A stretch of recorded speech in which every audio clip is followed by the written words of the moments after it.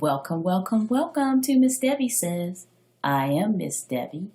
I created this show to share my knowledge and experiences about relationships because what I know for sure is there is nothing more important in life than relationships.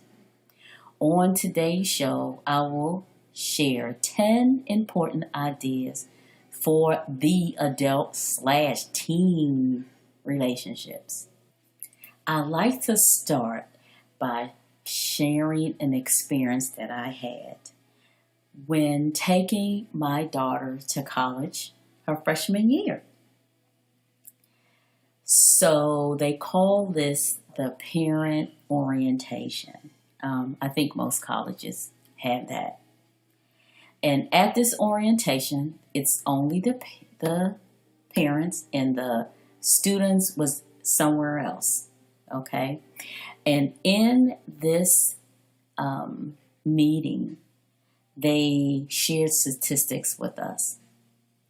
And one of the first statistics they shared, they said this: 35% of this freshman class will not make it past their first year.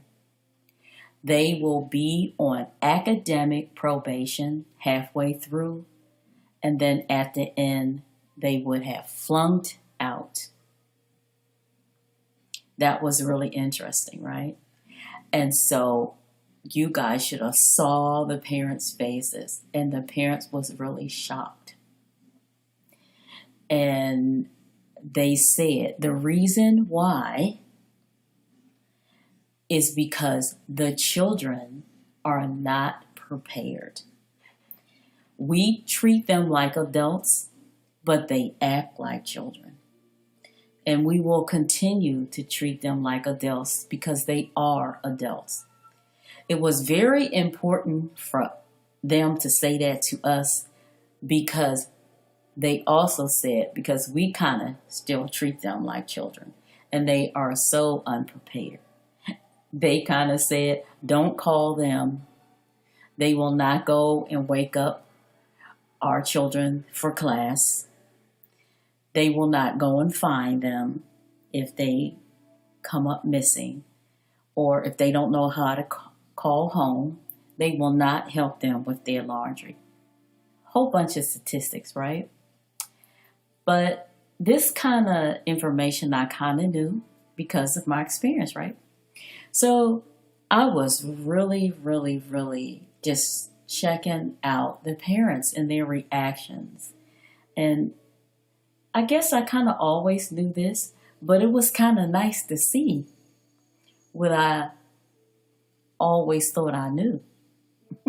What I knew, right? But the parents were taken back. They were really, really taken back. One of the things, another thing that they mentioned was that the student had to sign a document giving the parents permission to see their grades. OMG, you guys, the parents start having a fit. I'm the one that's paying, right? I should have access to their grades. And they said the only way that we will get access is if the student signed the form. So just a little fast forward, I wanted to share that. And so I went to lunch. We had a little lunch break with the parents who I sat with. Didn't know them at all. And one of the parents said to me, "You sure are quiet. And you sure are taking this well. And are you going to," and they were talking about they're going to make their children sign this form. And they asked me, what was my opinion? And was I going to make my child sign the form? And I said, absolutely not. Because it's her grades. The way I feel is it's her grades. And she needs to value her grades. And I said some other stuff too that I'll share with you later. So I just wanted you guys to sit on that for a minute. I do know some of my, especially one of my friends that I went to high school with who lost a full scholarship. Yeah, I watched her lose it the first year, a full scholarship.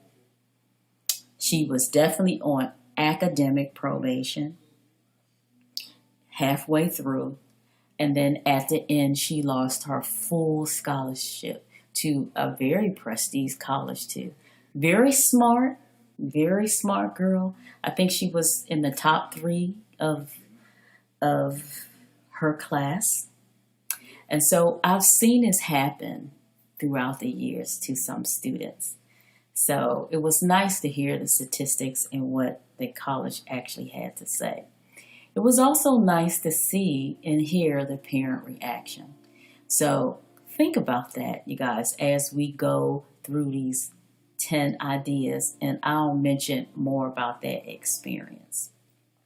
And maybe you have had this experience too when you took your daughter or son to college for the first time. So, number one, first idea, managing money. Our children should start managing their money, I would say at least by third grade, right? In preschool, we teach children how to recognize money and the value of the coins and the dollars, and so they really know that. They know it well, I would say, by the third grade. They know it well. So it's a good time for them to start managing money. I hope you agree. So giving them allowance is a good idea. Now, as they go to junior high school, maybe they can get a summer job in high school, maybe a summer job, if not a job on the weekends, or maybe some evenings and weekends. It's a good thing for children to have a job. Now, in my circle of friends or people that I know, parents really don't want them to work at all. They kind of want them to just go to school and focus on their grades because their grades are so important, and that's the only thing that they really want them to focus on. I like to say it is a good idea for children to practice. Let me just say this. For the first 18 years, okay, children are practicing adulthood while they're in our care. I mean, little children are playing house, right? We know that. They're playing house. So they are practicing. And while they are practicing, they can learn a lot, right? To perfect the skill takes lots of practice. You guys agree? Yes. Yes. To perfect skills, you need a whole bunch of practice. They got 18 years to practice it. Because in this country, at least in the United States of America, in this country, you are an adult once you turn 18. Okay? So we want to give them sorry about that, you guys, that was my phone. Let me just turn it off. We want to give them every opportunity to practice, right? So getting back to managing money, I would say by the third grade, we want to have a plan in place for managing money. The first part of the plan is how do we manage money? I'm going to have a show about our relationship with money, so look out for that, right? But how do we manage our money? Please remember that children are always watching. The best teacher is, okay, let me say it this way. Children do what we do, not what we say, okay? So we want to make sure that we are a good role model for money. for managing money. Sorry. So we want to start them managing their money. And like I said, we want them to, you want to give them money, and then you want them to manage it, and you want to guide them, right? When you give them allowances, let's say, that's probably a good place to start with allowance. I think it's a really good idea for them to have a job, especially in high school. And a lot of you guys are going to totally disagree with me. I already said that, because you really want them to focus on their grades. So don't forget about summer jobs and weekend jobs, okay, if you don't want that to happen. It is a very important skill that they know how to manage their money. So when they go away to college, they have a set amount of money every month, and that they have to pay their bills. And remember, college is a good time to practice, isn't it? Before real life, right? Before real life, sorry, right? So lots and lots of practice in managing money. Start in the 3rd grade. Come up with a plan. Okay, how are we going to help them manage their money? So I remember my daughter feeling like she don't want off-brand shoes. She wanted name brand shoes. It's time to get a job. And I remember my daughter getting a job. Are you going to buy them name brand shoes? No, she was not. Because if she does, she going to be spending all her money. And she didn't want to spend all her money like that. Okay, so maybe she'll save up for them. Okay, good idea. Okay, so remember that you are the guide. You are guiding them through, helping them make the decisions, giving them the responsibilities, and making sure that they carry through with their responsibilities too. Don't forget about accountability. We tend to say, do this, pay your car insurance if they have a car. You pay the car insurance, I'll pay the car note. We want to make sure that the payments get done. Accountability, don't forget about that part. But it's a good idea to start in the 3rd grade. Managing money. Number 2, managing their grades. You want to start that in the 3rd grade.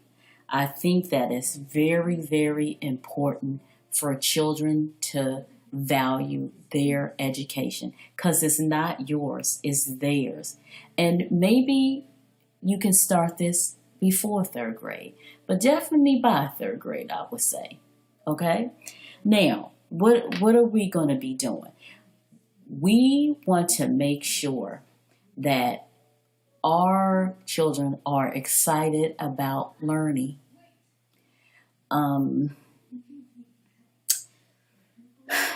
This might be really hard. This might be really hard to do. Okay. So here is how. Here's the thing. Learning should be fun. Really, it should be fun. Learning should be fun. It's kind of not fun in school, because if you could just imagine. Did I say imagine? Because we all did it. We don't have to imagine. Sitting behind a desk. You're at a desk all day long.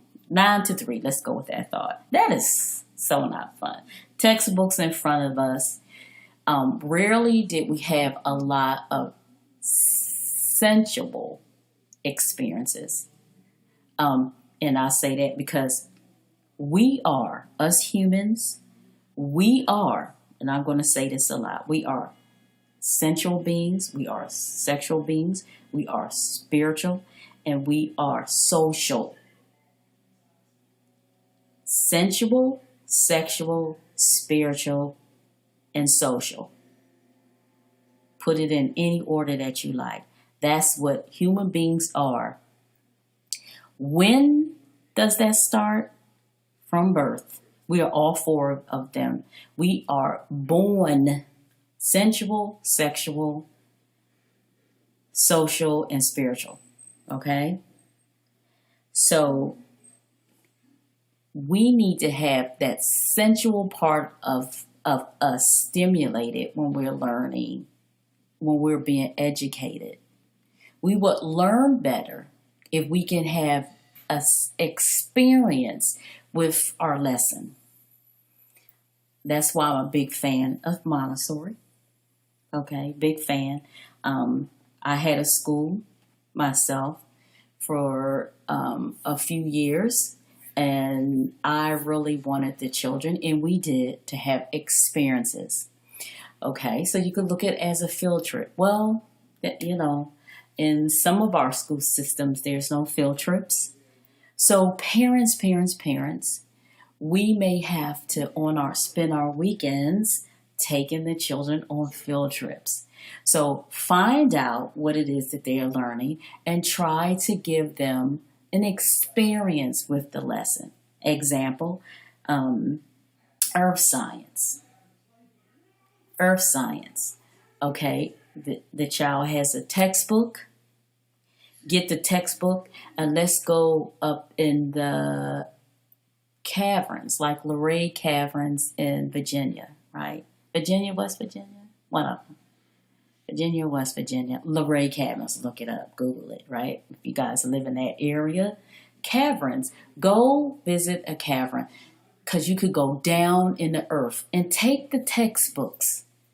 Take the textbook with you so that they can go down in the earth.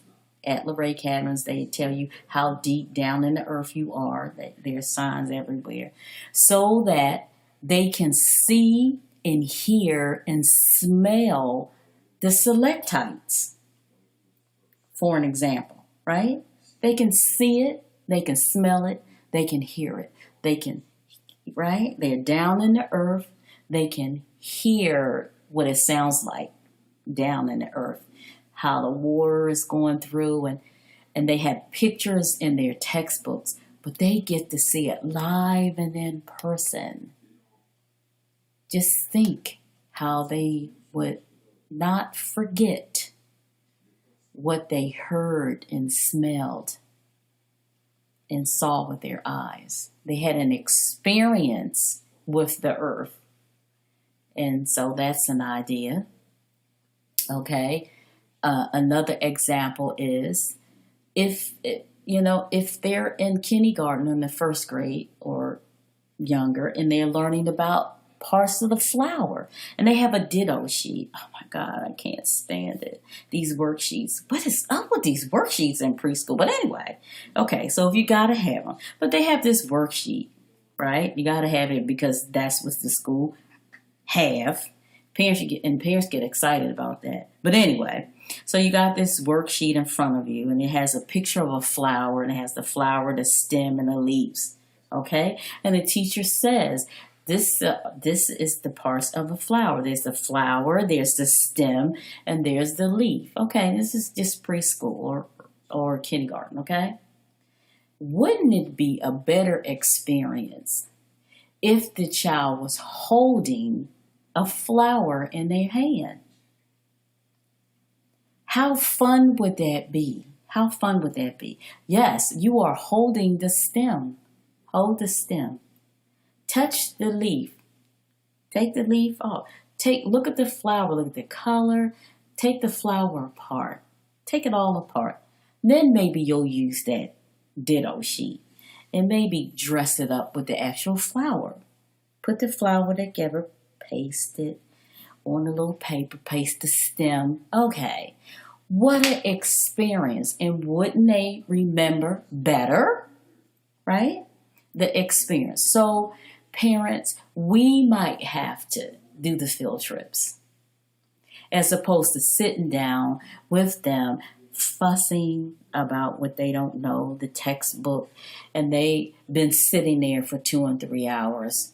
See if you can have an experience. And teachers in schools, if you guys can have the experience, wow. Yes, wow. Right? because we are sensual beings, right? And so that would kind of stick. That would really stick. But anyway, so learning should be fun. It should be fun. And they should be very curious and really, really, really want to know why and what is that.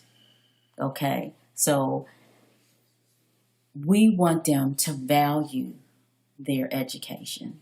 That's our goal. We want them to value it and care about their own grades. So when they are below, if their grades are not good grades, they're kind of below average in their grades, they need to know why, and they should be able to tell you why, right? That why their grades are like, and they should have a feeling about their grade. They should want their grade to be higher, and if not, why? So if you start this process as early as you can to find out why and teach them it's their grades and it's their education. Now, time they get in the third grade, they really, really should have this done already. They should be valuing their grade. They should want to show you their report card. And if they don't, then we want to find out why way before we make them do it. We want to find out why. So remember, we are guiding them. Okay, we are guiding them. They should want to share because they are proud of their grades. And if they aren't, we're going to notice way before the first grade and then figure out what to do. In addition to that, they should also have a relationship with their teacher because it's their teacher. And so we want to teach our children to have a relationship with their teacher. For instance, if a teacher sends a note home for you, maybe it says that your child didn't do their homework, then you're going to say to your child, why didn't they do their homework? And let them tell you why they didn't do their homework. And then after you guys have a discussion, then the child should go having the discussion with their teacher. They kind of have an idea of what they want to say to their teacher because you guys discussed it. Let them do that. And then when they come back, accountability again. How was the talk with your teacher? And if it didn't go well, then maybe you do need to step in. Maybe when you first meet the teacher at the beginning of the year, maybe you want to discuss the strategy with the teacher. I want my child to have a relationship with you because, they are their teacher. So, please don't find it strange if when you send me a note that the child comes back to you with an answer. I really want to encourage my child to have a relationship with you, right? And of course you want to know. Of course you do. By the time they're in the third grade, this should be automatic once again. And see, junior and high school goes really smooth because as smooth as it can go, but they know how to talk to their teachers. Time they're in college, you guys, they know how to go to their professors to have an adult conversation about their education, right? So, that was number 3, relationships with their teachers and professors. So, number 1 was managing money. Number 2 was managing their grades. Number 3, managing their relationships with their teachers or professors. So remember, you guys, they should know how to do this way before they get to college.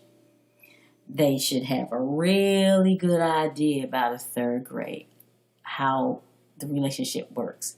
And you are there guiding them the whole time. and stepping in when you need to. I don't know if you can step in when they're in college, okay? Um, but anyway, you might have a different opinion about that. But I think that when you go to the orientation, they make themselves very clear that they are in an adult relationship with your adult child. Number 4, cleaning, having chores. 3rd grade again. I think it's time to teach them how to clean. They should be able to clean their room, wash their clothes. This is when the process begins.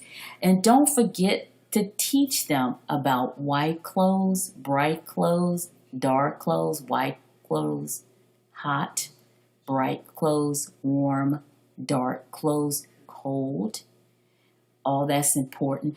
Don't forget to teach them when the washer stops, they want to shake out each garment and put it in the dryer so there won't be a lot of wrinkles. There's a whole process to washing clothes. Washing the dishes, because they may not have a dishwasher. Know how to do that. Wash and rinse. Sanitize. I think sanitizing is important. Because when they go away to college, they're going to have roommates. And nobody wants to live with a junkie roommate. Right? They have to know that they're sharing a space. So they have to keep the kitchen clean. They have to keep their area clean. They have to keep the bathroom clean and sanitized. So you might want to teach them about cleaning and sanitizing. Right? I would start once again in the 3rd grade. Time they get to college, they have perfected these skills. So much practice, right? It was baffling to me how many parents was just laughing and joking about how they never even taught them how to wash their clothes. But chores too, and keeping their room clean. This is my room. I don't have to keep it clean. But when you go away to college, you might be sharing a space. So very, very important. Have cleaning chores and teach them about cleaning. That was number 4. And then number 5 was washing the clothes. And I said that. So 1 was managing money. 2 was managing their grades. 3 was their relationships, managing their relationship with their teachers/professors. 4 is teaching them how to clean and having chores. And 5 was washing clothes. All of these skills should start at least by the 3rd grade. Okay? Yes, yes, yes. And if you do start that early, you wouldn't believe how smooth transitions that you have in junior high and high school. Now, junior high is difficult years. That 13, 14, 15, or 12, 13, 14, or 6th, 7th, and 8th grade. Very difficult time. That is the most stressful time. Okay? 6th, 7th, and 8th grade. High school is a lot easier. Elementary school is a lot easier. That junior high, that middle year is real difficult. But it could be a lot easier if you start this stuff from the 3rd grade, because you're going to have a difficult time, with that social part, with number, with other stuff. Okay, so here's number 6. This kind of stuff I'm talking about. Number 6, make their own schedules. Yeah. What do I mean by schedule? I'm talking about the schedule at home. So after school, they're home. So what happens from the time they get home after school to bedtime. That's schedule. And then their schedule on the weekend. I like to point out something very, very important. And we have a serious problem in these United States, okay, in this country. I don't know about the other countries, but in this country we have a really serious problem that's called time management. Okay, so I'm going to explain it like this.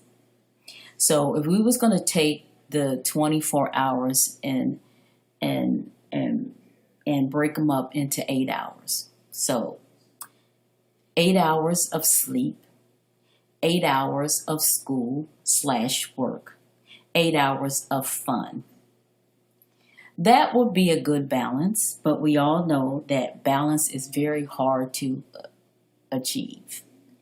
That 8 hours of sleep, we better achieve it because they are growing physically. We better go to sleep too, right? Us adults, right? At least 8 hours. You know, the younger kids need 10.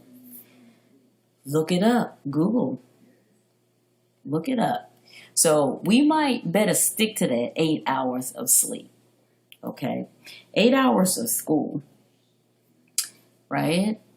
And we do that. 8 hours of work. We do that. But, you know, it ends up being more than that, doesn't it? I mean, the average child have 2-3 hours of homework. And that's taken away from the 8 hours of fun. And I really want to say here that who gets 8 hours of fun? How many hours do you get? I want you guys to really sit down and think about that. And you know why that's important? Because we are sensual, we are social, we are sexual, and we are spiritual. So, social. How many hours of fun do we get to have? And we're social beings, okay? So when do we get to socialize? Just to give y'all an idea about a child's schedule, just really quick. So they get out of the bed, they got to hurry up and get dressed because they got to get on a school bus, or they got to get to daycare, or they got to get to school. They got to get to school. So on the school bus, they have to sit and be quiet, okay? In the car with their parents, maybe they have to sit and be quiet too. They can't be on a cell phone, maybe not. Texting their friends, because we got a problem with texting. Right? So they in the car, they get to school, and then they have to sit and be quiet. And even in daycares, it's the same thing. You know, we sit on a school bus. We don't want them to sit with their friends because they make too much noise, right? So no socializing even at that time. So now they in the school. Then they may get a chance to socialize at lunchtime, maybe. Because then if they was misbehaving, we take that away. All they can do is eat. Once again, we separate them from their friends because they're not behaving themselves. So do they even get to socialize then? Okay, well, let's just say they do. Okay, so they get to socialize an hour. What do you think? So then after school, they get home. And what do we want them to do? Or aftercare? We want them to go right into homework. Right? Once again, remember, they have not had a chance to socialize. It may be at recess time. We want them to get their homework done. They got 2 or 3 hours of that and no socializing. Right? But don't forget in the evenings, it's very important that they eat their dinner, right? They clean up behind themselves and they prepare for the next day. And so I like to ask you, When do they get to socialize? So that's Monday through Friday. On the week, on Saturdays, they have so much on their schedule. Soccer, sports, all kinds of things. No socializing because we have all these chores that we have to do on Saturdays, all these errands that we have to run, and all these events that we have to attend to. And so when do they get to socialize? And then Sunday is the day we prepare. Some of us is the day of worship, right? So once again, I like to ask, when do they get to socialize? Now, I do hear this, and you guys hear this too. I don't send you to school to socialize. Let me just say, I send you to school to learn, not to socialize. Have y'all heard that? Oh, I'm saying it wrong, right? I send you to school for you to learn, not for you to make friends. Let me just say that the social environment for children is the school setting. The social environment for adults is their job. Because when else do they get to socialize? Now, some people live in denial about that. Oh, I just go to work. I just work and I don't make any friends. Right? And maybe that's what the person do, but that's a lonely kind of life. Isn't that very lonely? Monday through Friday, and you don't get to socialize, and then it's very, very hard. When do we get to talk to our friends and hang out with our friends? So, why am I talking about? I'm talking about managing our time, making the child's schedule. I think the child, and I would start this once again in the 3rd grade, to sit down and make the after school schedule together. Maybe it's not a good idea when soon as you come home from school that you start your homework right away. Maybe they need to socialize a little bit first. Yeah, especially before it gets dark. So then you sit down with your child and you have to talk about, first of all, everything that they want to get done. They want to get their homework done. They want to spend some time with their friends. They want to eat. They want to look at their favorite shows on TV or play their favorite games or whatever all that's about. These are all of the things that they want to get done. Now they have to write down when they're going to do it and kind of let them decide. Right? Let them decide. I know my children did not want to come home and go right into homework. They kind of did it after they socialized. Unwind a little bit. Sit, talk to their friends, go outside, hang out a little bit. After all, they've been in school all day. Same thing for you. Same thing for adults.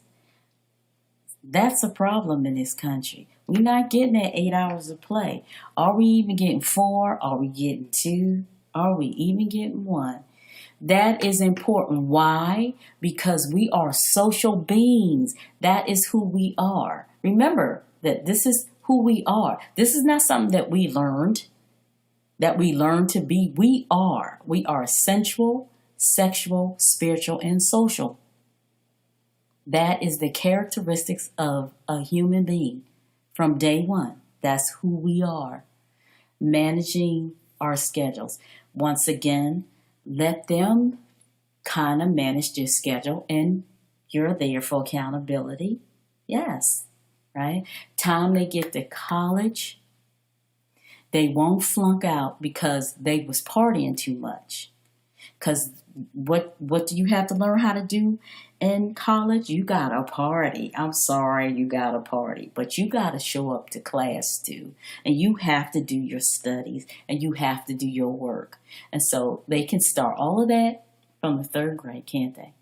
Right? So let them be a little independent and manage it themselves while you hold them accountable. And be flexible in your accountability. Because when you need to change up, okay, so I don't think this is going to work, little Johnny. We might want to try it another way. But the key here is let them do it. Let them do it. That was number 6. Number 7, managing their behavior. Right? Managing their behavior and what to do when they need help. Managing their behavior.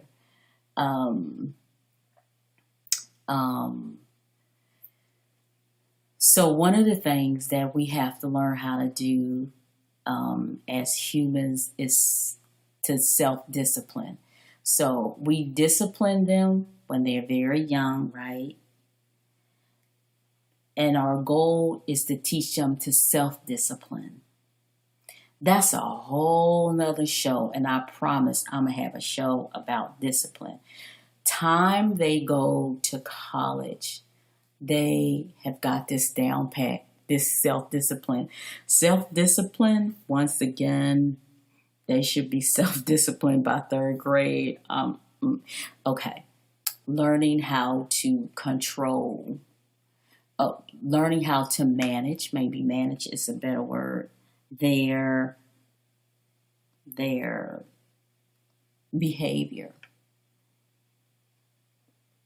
And that's a lot of detail. So look out for a show about discipline, right? Managing their behavior. Number 8, managing their friends. They choose their friends, not you. They choose their friends. Definitely by college, they should know how to do that really well. And we start really early teaching children how to manage their friends.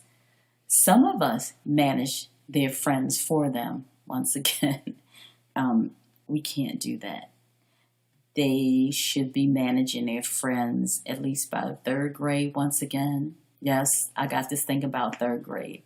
I think it really works. In my practice, I see that it works. They can manage, yes. They have the ability to, as long as we give them the freedom to do it and the flexibility. So, friendship. What is friendship really, really all about? Treat people like you want to be treated. If they don't have any friends, maybe because they're not friendly, right? To have friends, you have to be friendly, okay?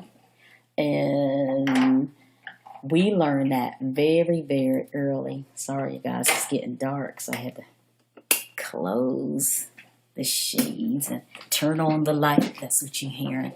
So I'm going to have a show on that too, about friendships. So look for that too. That was number 8, managing their friends. So a lot to be said about that, right, you guys? Number 9, dating and sex.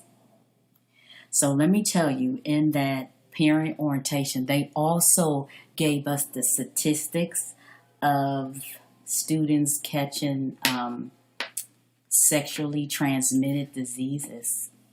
It's really high in college, right? So don't forget that we are sexual beings. It's not something that we learn. Okay, you might disagree with that, but we are sexual beings. Part of being a sexual being means that we all have the desire. You have to have the desire to want to have sex, right? Even if your total belief is that sex is just to have children, right? Maybe that's just your belief that that's the only purpose to sex is to have children. So we have this built-in desire for sex. When does it start? Day 1. And I'm not going to go into a lot of details about that, but I like for you to do your research. Yes, we are sexual beings, and I've worked with children for over 25 years, and it is definitely true. It is not something that we learn, it's something that we are.